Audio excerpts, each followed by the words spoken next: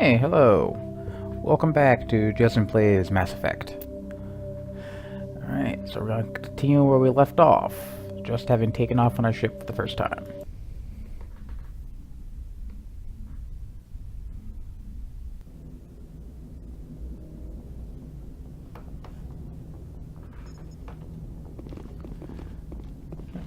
Going to start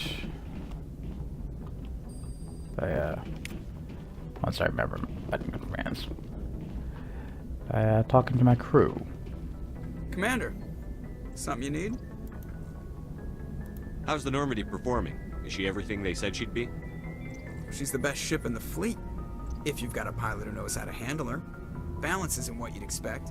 Takes a while to get used to that oversized drive core we got stuffed in the back, and her power can sneak up on you if you're not careful. The Normandy's probably too much ship for your average Alliance pilot, Commander. Lucky for you, I'm anything but average. Joker's pretty cocksure. One of the things I like about him. I like to know my crew. Mind if I ask you a few questions? I can see where this is going. You did a background check on me, didn't you? Well, I'll tell you the same thing I told the captain. You want me as your pilot. I'm not good. I'm not even great. I am the best damn helmsman in the Alliance fleet. Top of my class in flight school, I earned that. All those commendations in my file, I earned every single one. Those weren't given to me as charity for my disease. I'm sorry, Joker. I didn't even know you were sick. You mean you didn't know? Oh, crap.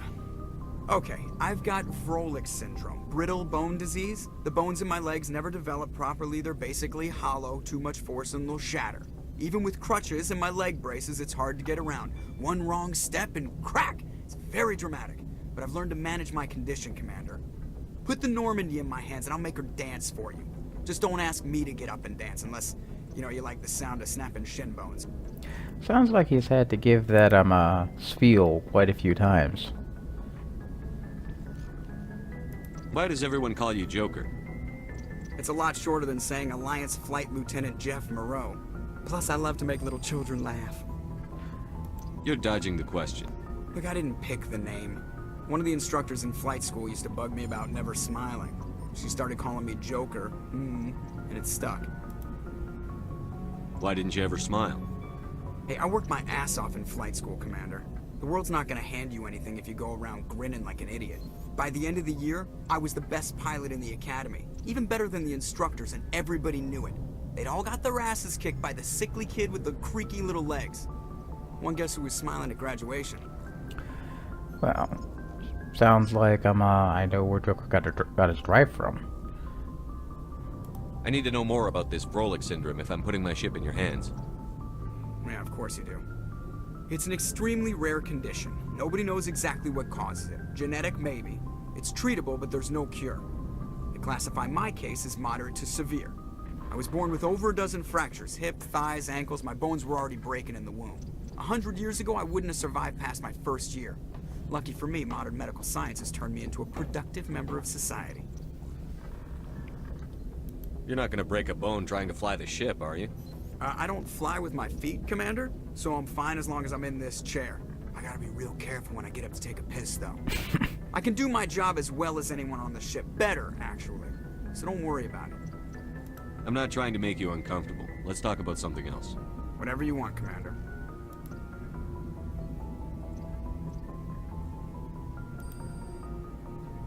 I have to go. Alright, see you. So that's Joker, or Jeff Moreau, as his full name. One of my favorite characters. Doesn't have much to say in this game, but 2 and 3 is where he really starts to shine. If anyone has to take over for Captain Anderson, I'm glad it's you. I'm not sure about having non-humans on our ship. Excuse me. We're all on the same team here, Presley. With all due respect, sir, that's what they said about Nihilus. Look how that turned out. I'm in charge here, Presley. I decide if we have non-humans on this vessel. Yes, sir. Understood, sir. Good. Speak freely, Presley. I want to know if you have a problem with non-humans. It's not that, Commander. Humanity has always handled its own problems. Saren attacked one of our colonies. We should be the ones to stop him. We don't need their help. Some people think asking for help is a sign of weakness. That's just being stupid and stubborn. No matter how strong you are, allies can make you stronger. I guess so. Maybe I'm just stuck in the old ways of thinking. But don't worry, Commander, this won't be a problem. Good. How did you end up assigned to the Normandy? I signed up with the Alliance as a navigator right out of school, following in my grandfather's footsteps, I guess. My first posting was on the Agincourt. We were one of the first reinforcements to arrive at Elysium after the Blitz hit, and those raiders were no match for an Alliance frigate.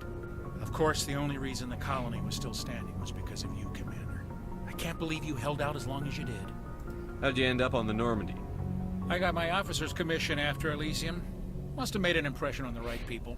Captain asked for me when he was picking his crew. Carry on, Presley. Yes, sir.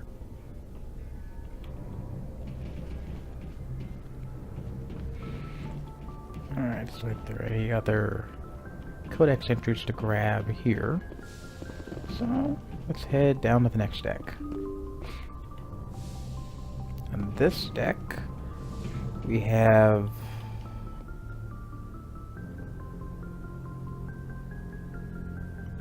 Right now, the only one here is Dr. Chocola's, really.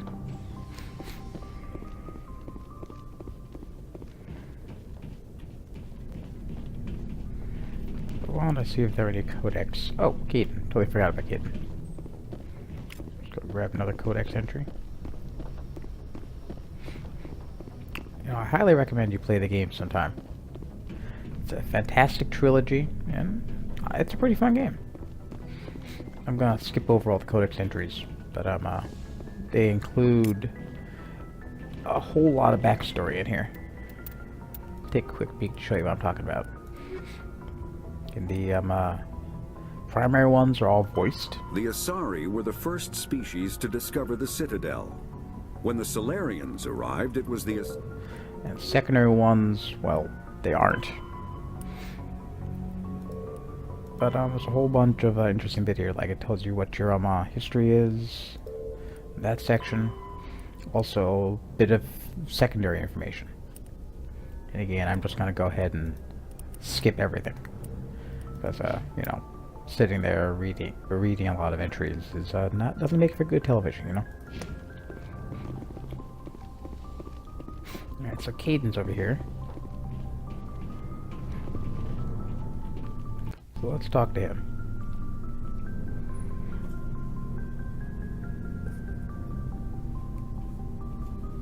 Anything you need, Commander? Just trying to get a sense of where the crew's at. But I've wasted enough of your time, Commander. We'll have time for personal debriefings later. what's your opinion on the last mission? I don't see how we could have done things any better. At least not without getting to Eden Prime sooner. And we were on the scene faster than any other Alliance ship could have been. We'll talk another time, Lieutenant. Commander? Nothing to gain from that, I suppose. I've already done all the conversations with Dr. Chocola's at the moment. So, downstairs to meet my new crew.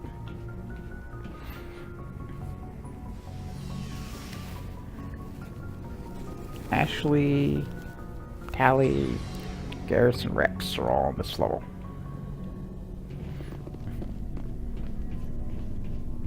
Let's start with Rex. He's closest. Nice ship you've got, Shepard. What can I do for you? What's your story, Rex? There's no story. Go ask the Quarian if you want stories. You Krogan lived for centuries. Don't tell me you haven't had a few interesting adventures. Well, there was this one time the Turians almost wiped out our entire race. That was fun. I heard about that. You know, they almost did the same to us. It's not the same. It seems pretty much the same to me.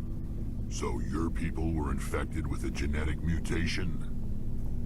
An infection that makes only a few in 1,000 children survive birth? And I suppose it's destroying your entire species? Well, I suppose it isn't all the same. I don't expect you to understand, but don't compare humanity's fate with the Krogan. I was just making conversation. I wasn't trying to upset you. Your ignorance doesn't upset me, Shepard. As for the Krogan, I gave up on them long ago. The genophage infected us, but it's not what's killing us. Are your people really dying? We're sure not getting any stronger. We're too spread out. None of us are interested in staying in our own system. Lots of species have left their homes and prospered. But they go to colonize new worlds. We're not settlers. We're warriors. We want to fight. So we leave. Hire ourselves out. And most of us never go back. What can you tell me about the genophage? Ask the Solarians if you want details. They made it. All I know, it makes breeding nearly impossible. Thousands die in stillbirth, and most never get that far. Every Krogan is infected, every one. And no one's rushing to find a cure. Why don't the Krogan try to find a cure? When was the last time you saw a Krogan scientist? You ask a Krogan, would he rather find a cure for the genophage or fight for credits? He'll choose fighting every time. It's just who we are, Shepard. I can't change that. Nobody can. So long, Rex. Shepard. Alright, actually. Commander? Do you have a few minutes to talk one-on-one? I'm sorry, Commander. I need to get my duty squared away. I wouldn't mind talking more later, though. What's your opinion on the last mission? Kinda wish you'd got there sooner, Commander. No offense, I appreciate the rescue. I just wish... You wish we'd been able to save the rest of your unit? Yes, sir.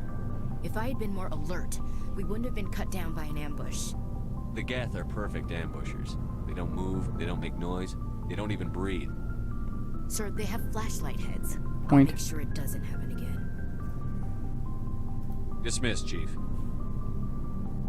Sir.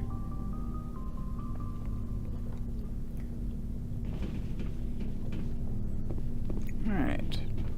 Garrus. Thanks for bringing me on board, Commander. I knew working with the Spectre would be better than life at CSEC. Have you worked with a Spectre before? Well, no, but I know what they're like. Spectres make their own rules. You're free to handle things your way. At CSEC, you're buried by rules. The damn bureaucrats are always on your back. For the most part, the rules are there for a reason. Maybe. But sometimes it feels like the rules are only there to stop me from doing my work. If I'm trying to take down a suspect, it shouldn't matter how I do it, as long as I do it. But CSEC wants it done their way. Protocol and procedure come first. That's why I left. So you just quit because you didn't like the way they do things? There's more to it than that. It didn't start out bad, but as I rose in ranks, I got saddled with more and more red tape. CSEC's handling of Saren was typical. I just couldn't take it anymore. I hate leaving. I hope you made the right choice. I'd hate for you to regret it later. Well, that's sort of why I teamed up with you. It's a chance for me to get off the Citadel, see how things are done outside CSEC. Either way, I plan to make the most of this. And without CSEC headquarters looking over my shoulder, well, maybe I can get the job done my way for a change. If getting the job done means endangering innocent people, then no. We get the job done right, not fast. Got it? I wasn't trying to. I understand, Commander.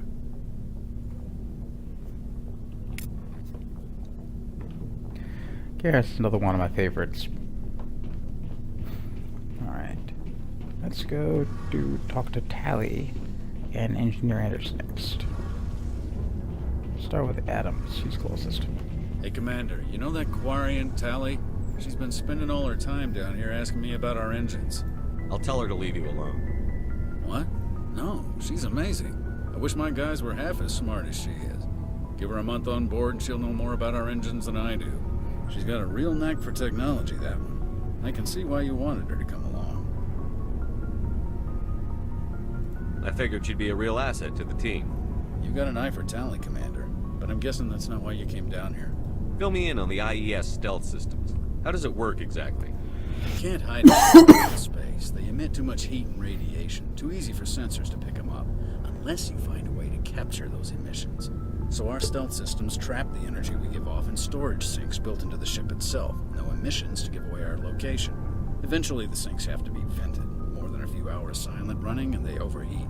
Cook us inside our own hull. There's no way for anyone to detect us? A visual scan can still pick us up. Anyone looking out a window can see us plain as day. But you have to be pretty close to get an actual visual out in space. Most vessels rely on scanners. As long as the stealth systems are engaged, they can't see us. Not unless we accelerate to FTL speeds. Why doesn't it work with faster than light travel? Cranking up the FTL blue shifts our emissions, pushes them into frequencies too high to capture in the sinks. As soon as we make the jump, it's like setting off a flare. Sensors can pick up our location whenever we enter or exit FTL flight, but for short-range missions, our stealth systems are amazing, and we've got the only one. I want to know more about the Normandy. She's the best ship I've ever served on, probably the fastest vessel ever designed, and she's the only one using the new Tantalus drive core. What's so special about the Tantalus drive core? Proportionally, it's about twice the size of any other vessel. Not only are we faster, but we can run at FTL speeds longer before we have to discharge the core. Where else have you served, Adams? If you name a class of Alliance ship, I've probably served on it. Everything from dreadnoughts and carriers right down to frigates like the Normandy. My last assignment was on the Tokyo, only a cruiser, but she was a good ship. Couldn't hold a candle to the Normandy, though. Carry on, Adams. Sorry for all the coughing. I think I'm getting over something. Alright. Now, tally. Your ship's amazing, Shepard. I've never seen a drive core like this before. I can't believe you were able to fit it into a ship this small. I'm starting to understand why you humans have been so successful. I had no idea Alliance vessels were so advanced. The Normandy's a prototype. Cutting-edge technology. A month ago, I was patching a makeshift fuel line into a converted tug ship in the flotilla. Now, I'm sitting on board one of the most advanced vessels in Citadel space. I have to thank you again for bringing me along. Traveling on a vessel like this is a dream come true for me. I had no idea you found ship technology so interesting. It comes with being a Quarian. The migrant fleet is the key to the survival of my people. Ships are our most valuable resource. But we don't have anything like this. We make do with cast-offs and second-hand equipment. We just try to keep them running for as long as we can. Some of the fleet's larger vessels date all the way back to our original flight from the Geth. I can't believe your fleet's still using ships that are 3 centuries old. They're constantly being repaired, modified, and refitted. They aren't pretty, but they work. Mostly. We've tried to make ourselves as independent as possible on the flotilla. Grow our own food, mine, and process our own fuel. But some things we just can't make on our own. A patch to maintain the hull integrity requires raw materials we just don't have. That's why our pilgrimages are so important. Tell me about your people. Our lives aren't easy. Resources are scarce, and we are constantly on the move. Everything we do must in some way contribute to the continuation of the migrant fleet. There are 17 million Quarians in the flotilla, and each of us relies on the others for survival. The bonds among my people are strong. Unfortunately, we have had to surrender many of the freedoms and civil liberties other species take for granted. What kind of freedoms? Well, it's illegal for parents to have more than one child. If our population grows too much, it would strain our resources to their breaking point. Of course, we also can't allow our numbers to become too few. If our population is in decline, the rule against single births is temporarily repealed. In extreme cases of population decline, incentives are even offered to encourage multiple births, though the Conclave hasn't had to take such measures in nearly a century. That's your government. The Conclave is our civilian branch of government. Each ship can elect a representative to serve on the Conclave and make decisions that affect the fleet as a whole. On matters that affect an individual ship, however, the captain has the final say. It's a tradition that dates back to the early days, when the fleet was governed by martial law. Fortunately, most captains nowadays are smart enough to have an elected council from their crew to give them advice and guidance. So the ultimate power rests with elected officials. In practice, the Conclave and the respective council for each ship tend to set the rules that govern our daily lives. But in theory, we are still under military jurisdiction. The 5 top-ranking military officials in the fleet serve on the Admiralty Board. These 5 have the power to overrule any decision by the Conclave in case of emergency. To do so requires unanimous agreement among the Admiralty, and they can only do this once. After that, the entire board must resign their posts. It's a safeguard that served us well. In nearly 3 centuries, the Admiralty Board has only overruled the Conclave 4 times. I want to know more about the Geth. I doubt I can tell you anything you don't already know. It's been almost 3 centuries since they drove my people into exile. All I know is the story of their origins. What they were when we created them, and how they turned on us. Interesting. The Geth were originally created to serve as an automated manual labor force. Initially, their intelligence was as limited as any VI. Over time, we made small modifications to their programming to allow them to perform more varied and complex tasks, bringing them closer and closer to true AI status.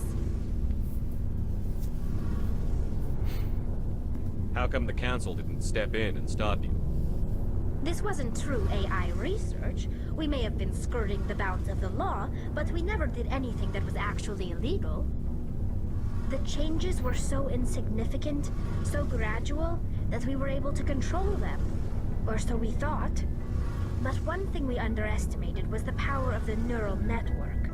A million Geth thinking simultaneously created an inherently unstable matrix. So, the Geth share brain power? Many of the Geth's logic systems were designed to work in concert with other nearby Geth. Basically, the more of them you have in the group, the smarter they are. So there's some sort of group consciousness? No, nothing like that. They cannot share sensory data or information. Their programming cannot handle that much simultaneous input. It maintains an individual awareness and identity. The neural network only operates on a process-based level. It's basically the synthetic equivalent of a subconscious. But when they're in close proximity, they can coordinate low-level functional processes, freeing up more capacity for original or independent thought. That doesn't make any sense. I'm probably oversimplifying. The Geth are incredibly advanced and complex creations. All you need to know is that they get smarter when they gather in large numbers. As we built more and more Geth, their effective intelligence became more sophisticated, more abstract. One day, a Geth began to ask its Quarian overseer questions about the nature of its existence. Am I alive? Why am I here? What is my purpose? As you can imagine, this caused a near panic among my people. I don't see what's so bad about those questions. The Geth were created to engage in mundane, repetitive, or dangerous manual labor. That's fine for machines, but it won't satisfy a sentient being for long. The Geth were showing signs of rudimentary self-awareness and independent thought. If the Geth were intelligent, then we were essentially using them as slaves. It was inevitable the newly sentient Geth would rebel against their situation. We knew they would rise up against us, so we acted first. A general order went out across all Quarian-controlled systems to permanently deactivate all Geth. The Geth responded to this order violently. You can't blame them for fighting for their survival. We had no other choice. The Geth were already on the verge of revolution. By acting quickly, we had a chance to end the war before it began. The hope was that most of the Geth would still be little more than machines, incapable of organized resistance. But they had progressed much further than anyone anticipated. The war was long and bloody. Millions upon millions of Quarians died at their hands. In the end, we were forced to flee our own homeworld. We feared the Geth would pursue us, but they never came beyond the Veil. Now we drift through space, exile searching for a way to reclaim what was once ours. It's hard to feel sorry for you. Your ancestors tried to wipe out another species. We made a mistake when we created the Geth in the first place. But we did not make a mistake when we went to war against them. If we had not acted, they would have wiped us out. They're a synthetic life form. They have no use for organics. None. Why do you think they cut themselves off from the rest of the galaxy? Why do you think they've killed every organic being who's ever tried to contact them? They didn't kill Saren. What does that tell you? The Geth are not innocent victims in all this. They're the enemy. They want to destroy us. Not just the Quarians. All organic life. That's why they've joined up with Saren. And that's why we have to stop him. I want to know more about the pilgrimage. When my people reach maturity, we leave our birth ships and seek acceptance with a new crew. It's necessary to maintain genetic diversity among the fleet. But no ship wants to accept someone who will be a burden on them. So, to prove our worth, we embark on a pilgrimage. We set out alone, leaving the flotilla and our families behind us. We only return once we have found something of value we can bring back to the fleet. This is presented as a gift to the captain of the respective ship we wish to join. If the gift is accepted, we are welcomed into the crew. Can a captain choose to reject the gift? That doesn't happen often. Most captains are eager to increase the size of their crew. It increases their own standing in our society. Even when a gift is not particularly valuable, the captain usually accepts it out of a sense of tradition. However, there is a stigma to presenting a substandard gift. It's not the best way to make a good impression on a new community. Most pilgrims don't return until they find something worthwhile.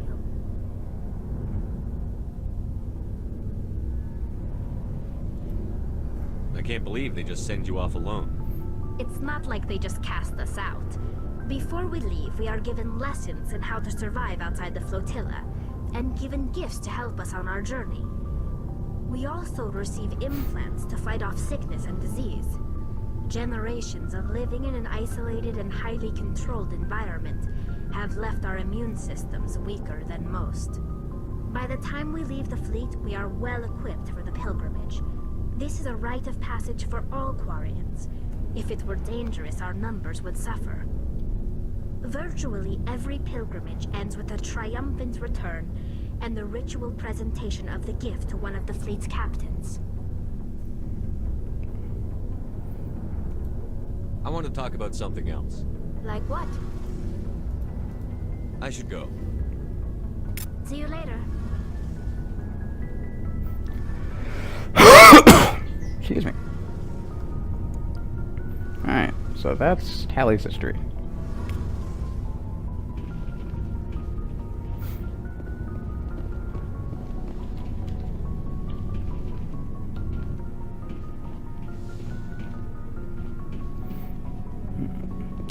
Next thing I'm gonna do is build up my team. Or really, more accurately, arm my team.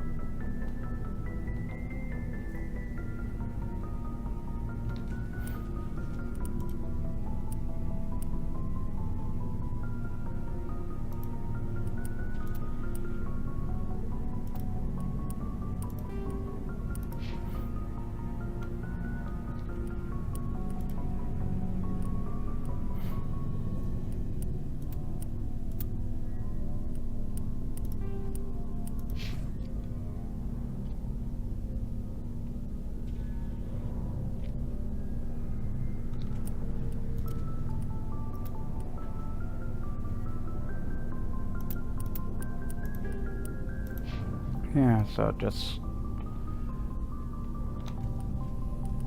needing a few of these.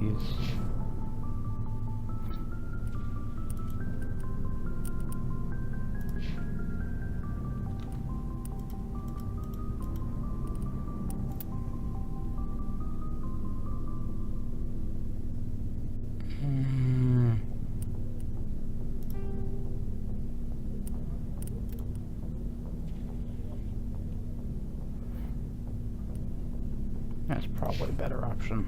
The difference is so minimal right now, though. Should probably hang on to that medium armor for once I eventually unlock medium armor for him. Alright. Now we meet this guy. Talking to him a lot. Hey, Commander. Looking for some extra supplies before you head out? What have you got? Whatever you want. Armor, weapons, mods. It's not standard Alliance issue, but that's not necessarily a bad thing. Well, as long as you don't mind paying for it. Why should I pay you for my weapons and armor? My stuff doesn't come from the Alliance. I have to purchase it myself, and it's not cheap. Hell, the licenses alone have set me back more than I'd like. But no licenses, no goods. Without the goods, I'm out of a job. What are licenses? Why do you need them? Manufacturers sell licenses. Each license allows me to buy and sell a certain brand of products.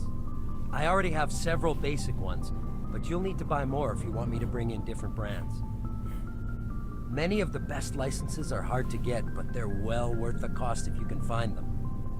What do the different manufacturers offer? There are too many for me to keep track of, but each license will explain what it's good for. How often will you get new items? Well, that depends on how many licenses you've purchased. But I'll rotate items on a regular basis regardless. And anytime we land someplace with a big enough port, I'll buy, sell, and trade whatever I can. Check back often. I need to move items quickly, so only the most basic items will be stocked consistently. Let's see what you've got. You bet, Commander. Alright, so these ones here are those Spectre item, special Spectre gear items I mentioned in a previous video. Way better than average weapons. And something I'll be upgrading to as soon as I can afford it. Right now what I'm doing is getting rid of all the low-level item armor and such I don't need. Because while it's not going to be a big thing right now, later on, I'm going to hit my item cap limit. And if I don't get into the habit of clearing this out regularly, well, you know, I'm not going to have enough space to pick more stuff up.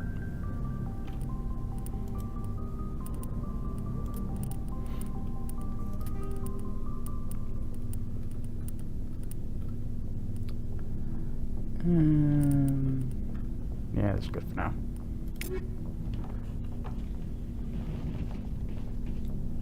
Alright, so talk to everyone. Boosted armor, boosted the gear of my comrades. And thus it's time to venture off into the unknown.